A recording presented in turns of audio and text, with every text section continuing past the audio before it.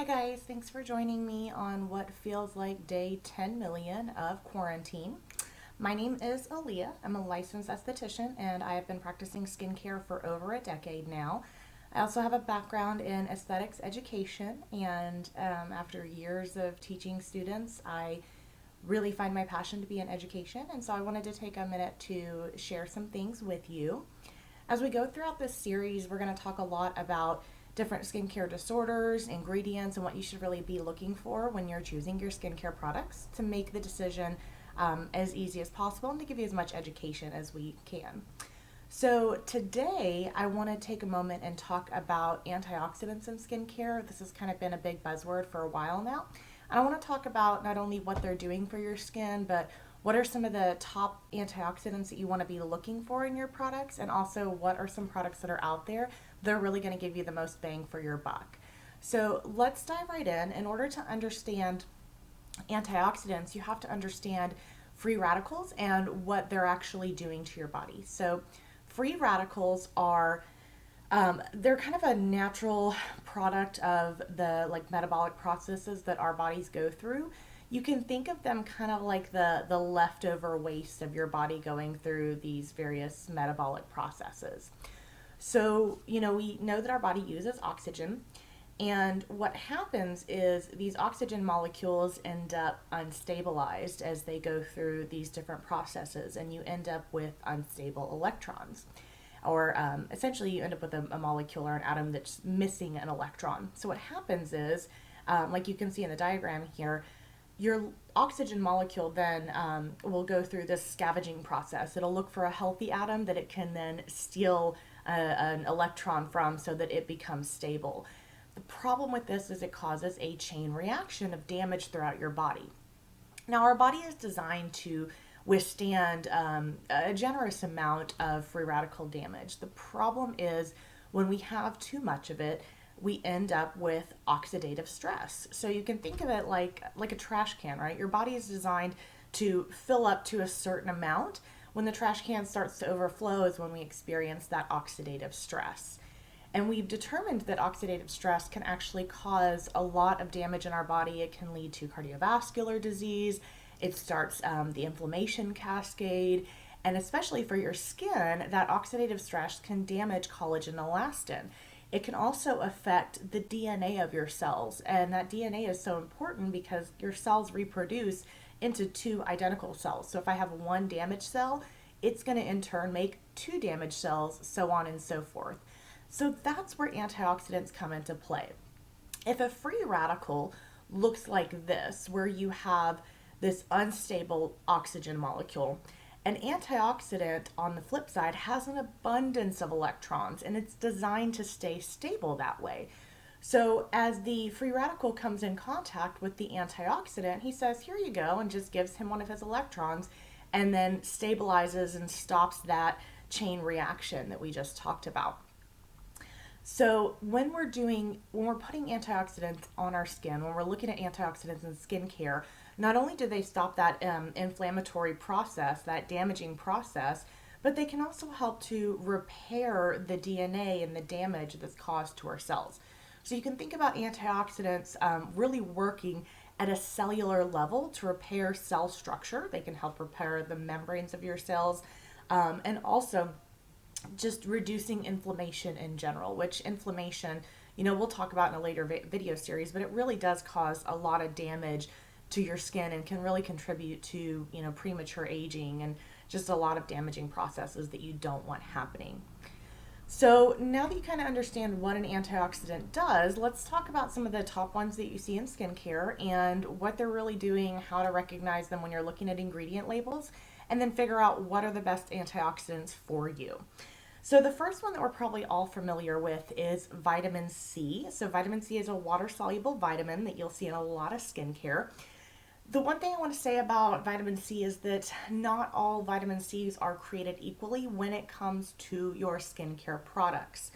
Naturally, vitamin C has a brightening property to it, so you'll see it in a lot of serums that are designed for pigmentation, and just like overall brightening of the skin. We know that vitamin C can be great for our immune system. When you're looking at your ingredient labels, you're going to see vitamin C listed as L-ascorbic acid. You'll see it listed as ascorbyl glucoside. You'll see it as ascorbyl palmitate. And you'll also see it as tetrahexadecyl ascorbate. That is a mouthful. So when you're choosing vitamin C in your skincare, there are two primary forms that you really want to be looking for. You want to be looking for pure L-ascorbic acid, or you want to be looking for the tetrahexadecyl ascorbate, also called THDA. These are important because these are oil-soluble versions of vitamin C, meaning they can actually penetrate through the lipids that hold our cells together and actually work themselves into the cell membranes to actually, repair the inside structure of the skin. When you're looking at water-soluble versions of vitamin C in your skincare, they really don't penetrate down to those deeper layers where you need them to go. They really just sit very superficially. So again, we're looking for the pure L-ascorbic acid, and that's how it'll be listed on your ingredient label. It'll be listed as L-ascorbic, or we're looking for the THDA. Now, vitamin C has, some downsides to it. Vitamin C isn't going to be right for everyone, especially if you're starting off with your first antioxidant. It has to really be the right pH when you're working with vitamin C, meaning it has to be a little bit more acidic than your skin in order for it to penetrate correctly.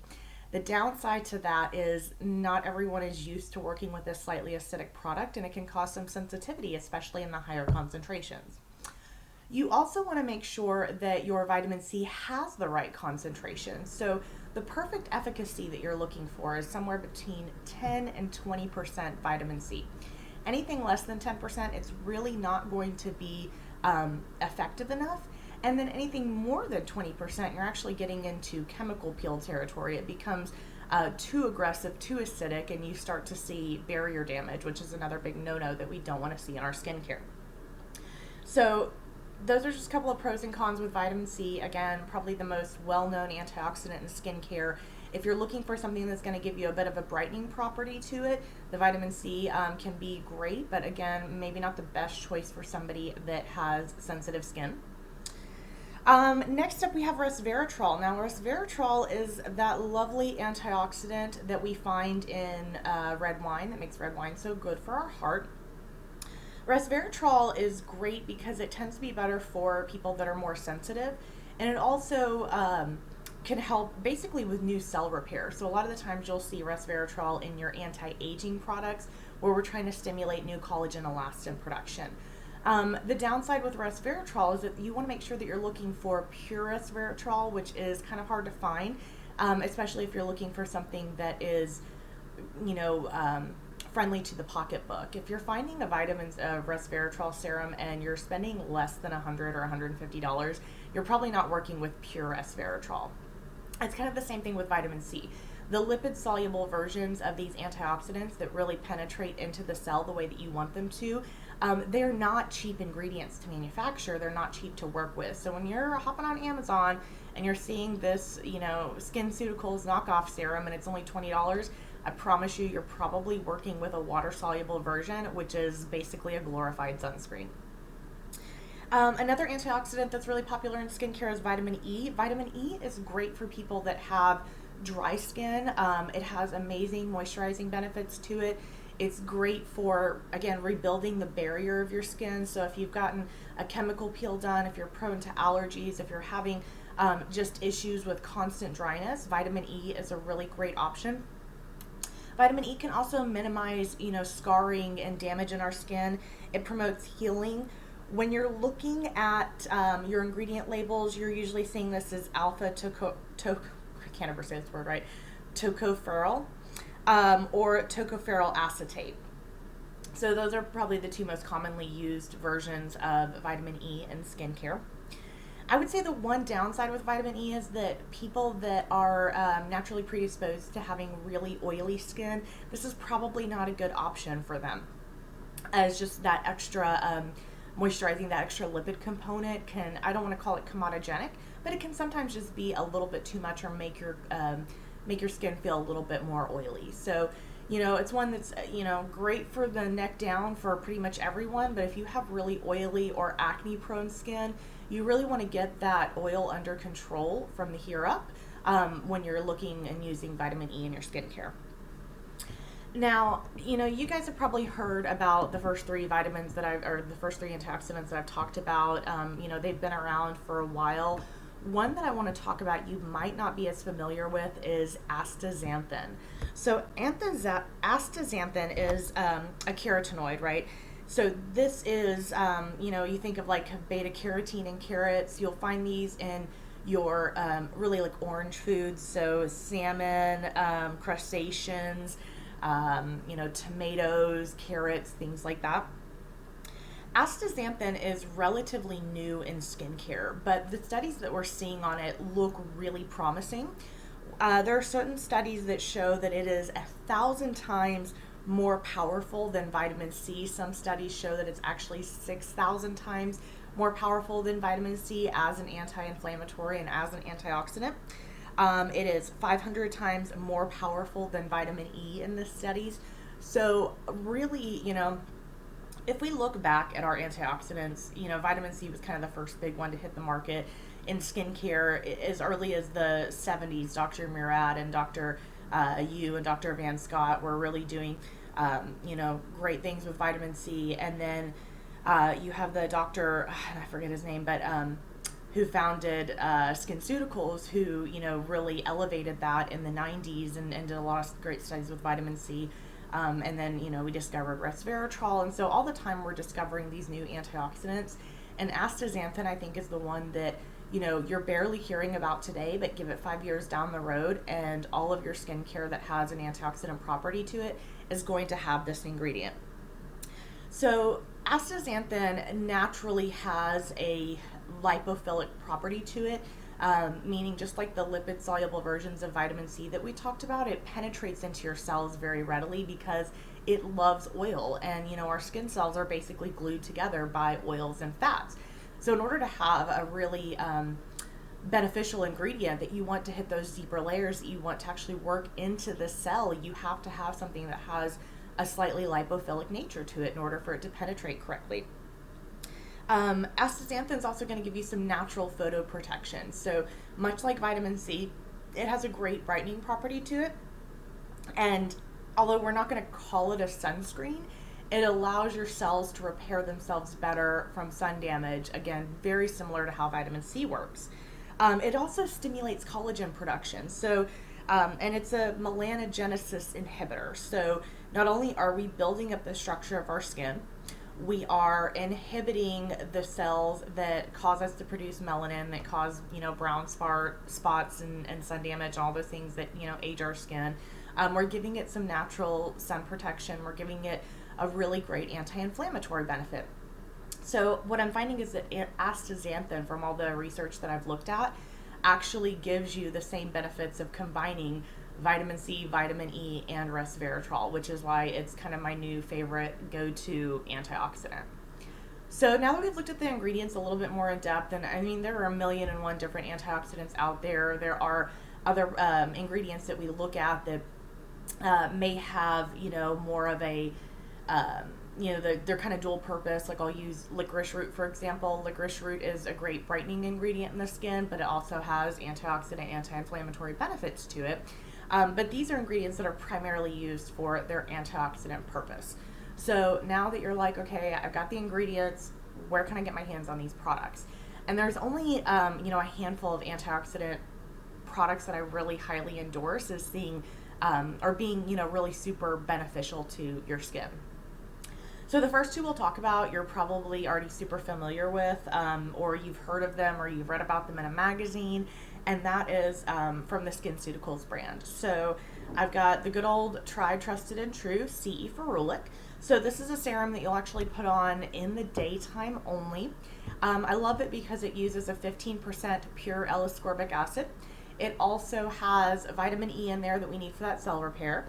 And then it also has ferulic acid. Ferulic acid is another antioxidant, and he's kind of like a partner to other stronger antioxidants. When you see ferulic acid in skincare, A lot of times we see that word acid and we think like, oh, chemical peel, or, not all acids do that. Ferulic acid's job is to boost the efficacy of the other ingredients in the serum. So CE ferulic has some amazing benefits to it. It has a really nice consistency to it.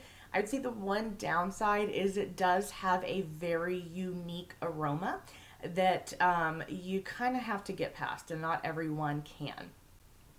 Now, CE ferulic is designed more for normal to dry skin type because of that vitamin E content. So if you want something that is comparable, they also have Fullerton CF. Fullerton is derived from the bark of certain trees, and it has a little bit of a brightening property to it. It also has a little bit of an alcohol content, so it kind of dries your skin up some.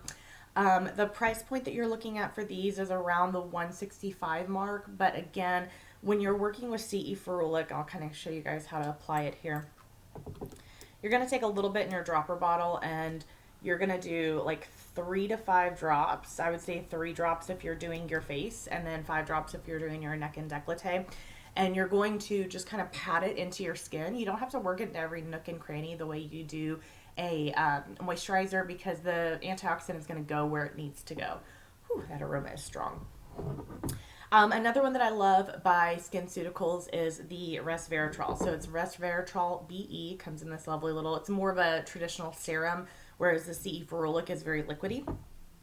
Resveratrol, it has 1% pure resveratrol in it.